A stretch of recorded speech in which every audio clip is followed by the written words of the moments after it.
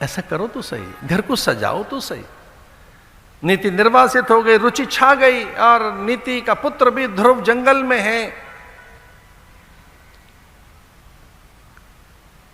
पुत्र जब अधिकार मांगने आया तो माता ने, विमाता सुरुचि ने उसे भगा दिया कि अगर राजा की गोद में बैठना है तो यम के द्वार जा, यम को प्रसन्न कर।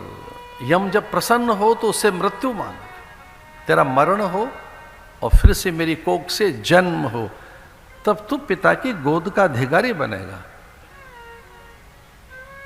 तेरी माता पर राज्य अभियोग चल रहा है, राजद्रोह चल रहा है। तेरी मां के कारण पिता असहज रहते थे, उन्हें कभी उत्सव नहीं दिखा। तेरी मां उन्हें उत्सव नहीं दे सकी, पुत्र का सुख नहीं दे सकी। छोटा सा बालक आहत होकर महलों से लौटकर आया था, अपनी विमाता से अपमानित होकर। धक्का दे दिया था, बालक को, गिर पड़ा था, हथेली छिल गई, ओठ से रक्त बह रहा था, आभूषण सारे छीन लिए गए थे उसके। सुनीति के पास लौटकर बालक आया था, यद्यपि उसका अधिकार तो था। ज्येष्ठ पुत्र, पिता कुछ कह नहीं पाए। कुलगुरु, राजगुरु, धर्मगुरु, श्रेष्ठी, सामंत, साहूकार, उच्च पदस्थ समूचे अधिकारीगण, उनमें वो महारथी रहे हों, सेनापति रहे हों, अमात्य रहे हों, सब मौन थे। सुरुचि का कोप इतना भयानक था, उसका कोप भाजन कैसे बने? अगर वो क्रोधित हो गई तो हमारे अधिकार छीन लेगी। इतना आतंक सुरुचि का। उसकी पूरी आसक्ति का केंद्र उसका पुत्र था, जिसका नाम उत्तम था। बढ़िया से बढ़िया मेरा बेटा रहे, मेरा लाडला रहे, ये रहे, बस यही रहे।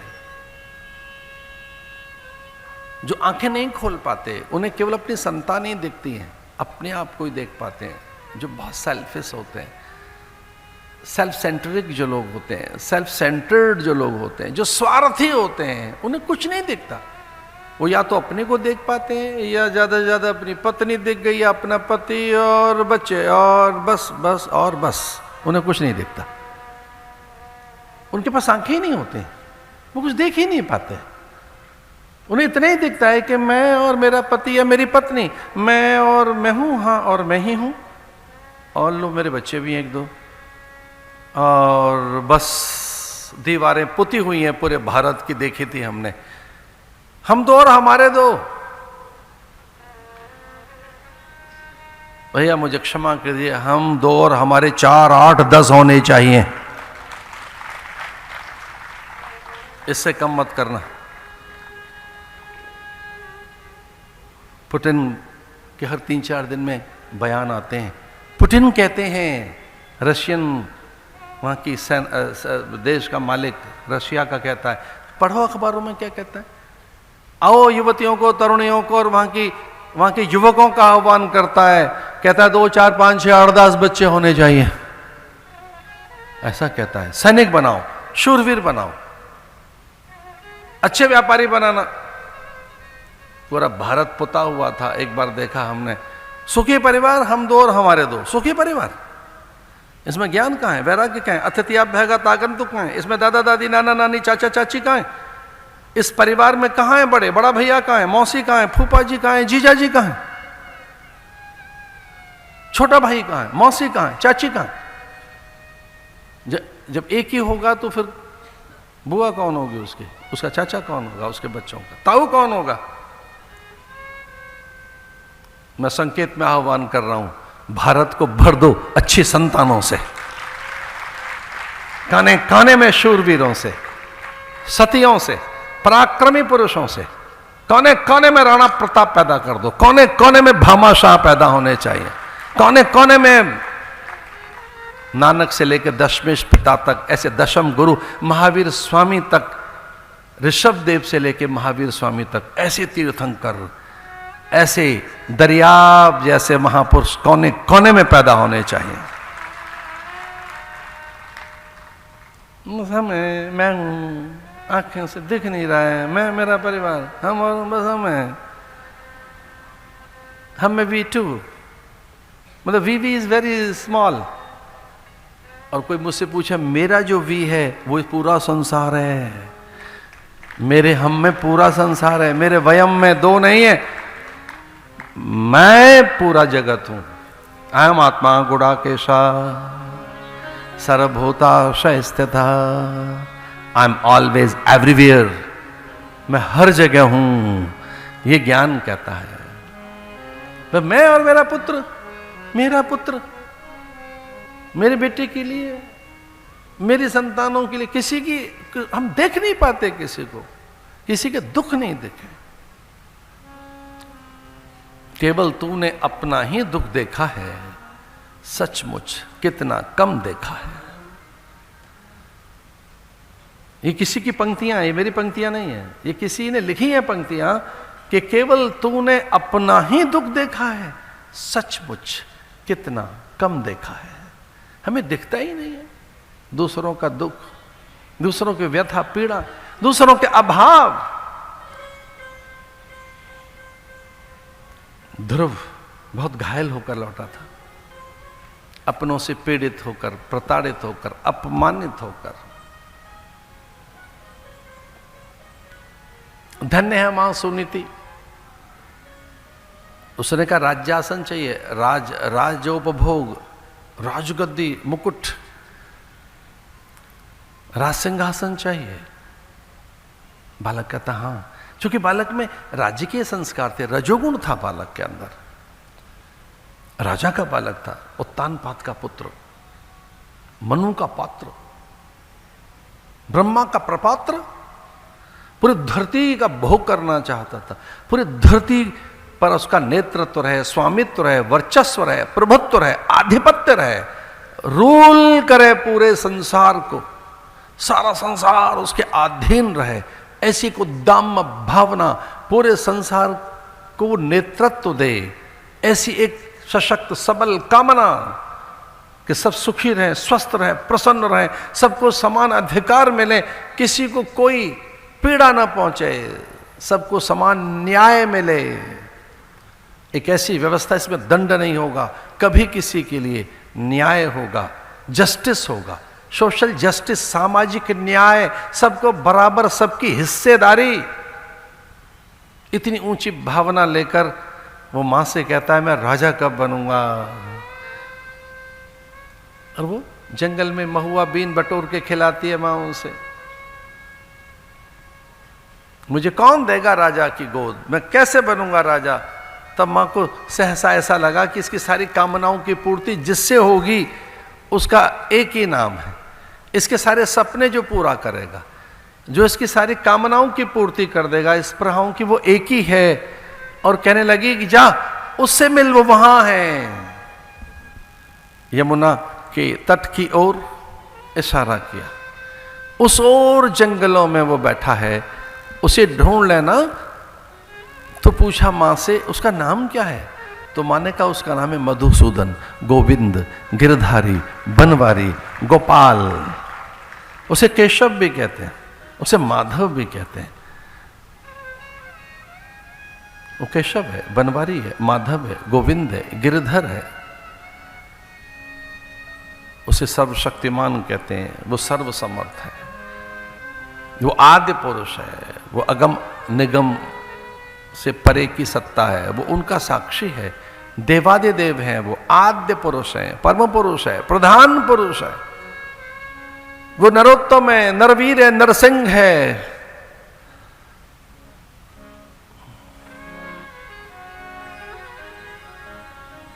मां उनका पूरा नाम क्या है, बोले वो सच्चिदानंद है, अखंडानंद है, नित्यानंद है, मुक्तानंद है। मां उन्हें किस नाम से मैं पुकारूं, तू प्रभु कह देना, मिल जाएंगे। मां को ऐसा लगा प्रभु से प्रभुता मिल जाएगी इसे, अगर ये प्रभु कहकर पुकारेगा तो उसे प्रभुता मिल जाएगी, हरि कहकर पुकारेगा तो इसके पापों का हरण होगा और भगवान मिल जाएंगे। धन्य है सुनीति उसने अपने बेटे को सही राह दिखा दी। और माँ ने कहा कि लौट कर मत आना, मुझे वचन दे, जब तक हरि विभु प्रभु मिल न जाएं लौट कर मत आना, लौट कर मत आना। और बालक दौड़ा जंगलों की ओर और वो पुकार रहा है, आह्वान कर रहा है, हे हरि, हे माधव, हे मुकुंद, हे बनवारी, हे गिरधारी, हे नारायण, हे प्रभु। 90 के दशक की घटना होगी ये, जब ये पंक्तियां उतर कर आई होंगी हमारी 92, 3, 4, 5 जी, इससे ज्यादा पुरानी पंक्तियां नहीं है।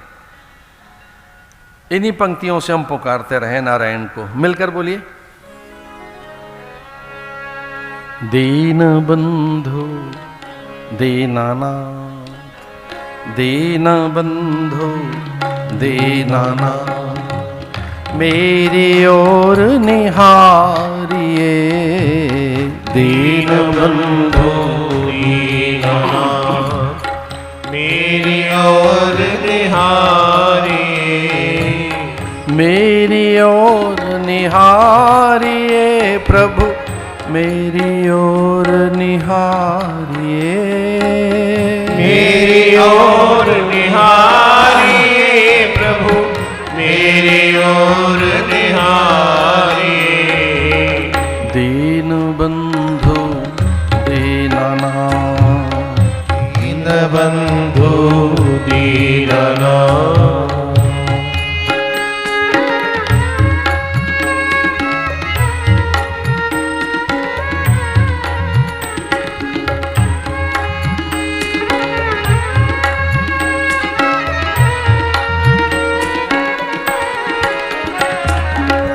अवगुण मोरे बिसारिए हरि, अवगुण मोरे बिसारिए, अवगुण मोरे बिसारिए प्रभु, अवगुण मोरे बिसारिए, भव से मुझको तारिए हरि, भव से मुझको तारिए, भव से मुझको तारिए प्रभु, भव से मुझको तारिए, दीन बंधु दीनानाथ, दीन बंधु दीनानाथ।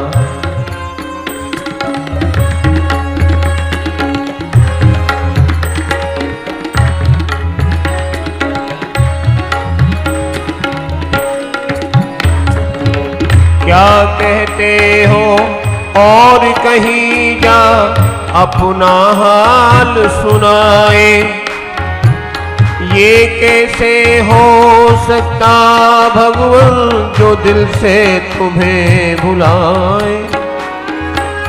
अब तो जैसे तैसे प्यारे तेरे ही कहलाए, ठुकरा दो या प्यार करो अब अंत कहूँ नहीं जाए। मेरी ओर निहारिए हरि, मेरी ओर निहारिए, मेरी ओर निहारिए प्रभु, मेरी ओर निहारिए, दीन बंधु दीनानाथ, दीन बंधु दीनानाथ, दीन बंधु दीन बंधु दीनानाथ।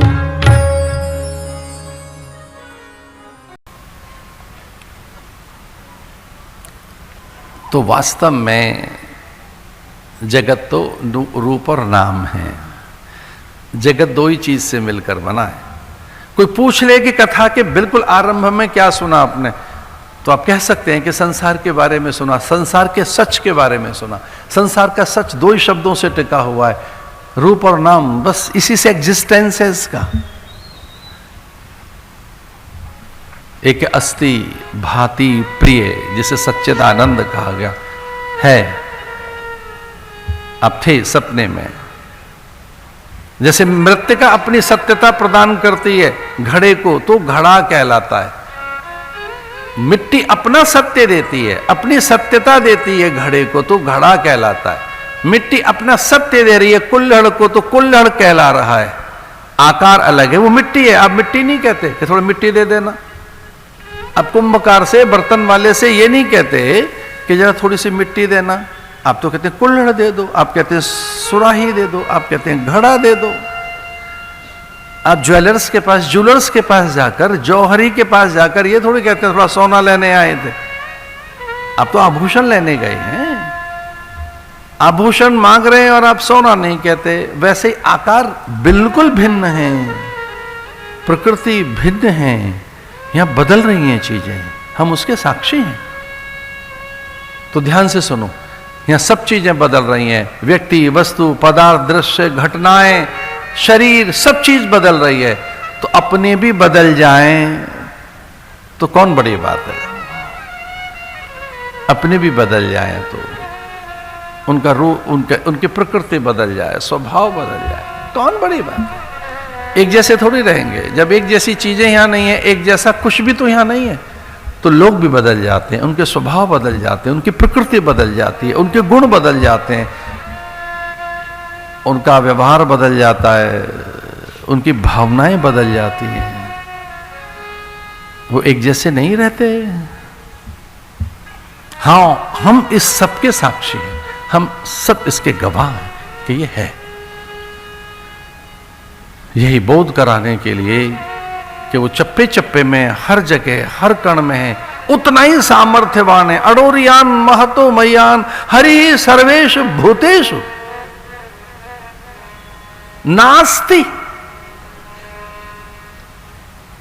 वो नहीं है, कौन है? ईश्वर। डर नहीं है, भय है नहीं, कमी है नहीं, कोई और नहीं है, नास्ति। ईश्वर, ईश्वर ही है बस, और कोई चीज नहीं है यहां। उसके इतर कुछ और है नहीं, वो एक ही है यहां, उसी का विस्तार है, उसी के नाना रूप हैं। वही अणु से लेके परमाणु में हैं। हरि ही सर्वेषु भूतेषु